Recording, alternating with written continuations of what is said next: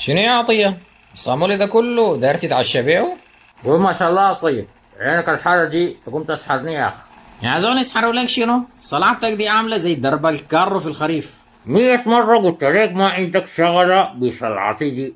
تعرف يا عطية، الصلعة دي زمان ما بتكون إلا عند الدكاترة، وفي الدكاترة عند الاستشاريين والأخصائيين، وأما الزمن ده الصلعة بقت عند البسوة والما بسوة. يا طيب بفكك بالصبارة دي بجيب أجلك. عصابك يا فردة.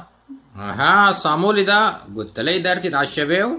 لا لا، العشاء بدري عليه. الصامول ده جرب شرب الشاي. دقيقة بس يا عطية، دقيقة وأجيك راجع.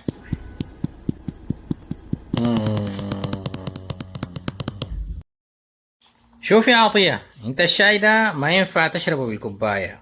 انا جبت لك الطشت ده تقطع فيه الصامولي وترشه بالشاي من فوق. شغلتك دي ما كيف بتاع شاي، شغلتك دي جوع وشن الطبع. السنين مقرينات طير من قدامي. شنوها؟ تهوي مع الكلاب. في شنو يا راجل؟ معلش يا فتحية، أنا آسف. الطيب ده نرفزني وترني خلاص. انت لسه يا السجمان ساكن مع الطيب؟ أي لسه قاعد معه. إن شاء الله الظروف تتحسن شوية وأمشي أسكن براي. خلينا من ظروفك وجواباتك دي. مالك ما حولت لي تاني؟ والقروش اللي حولت عليك عملت بيها شنو؟ كملتها سريع كده. أنا محولك 500 ريال، كملتها في شنو؟ 500 ريالك دي كملت لك بيها عمارتك في كافوري، والباقي دقت بيه غوايش ذهب. يا راجل انت نصيح. ها؟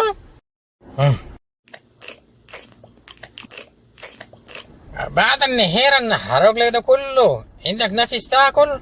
أنا عارف عقليتك، عارفك كيف بتفكر يا طيب.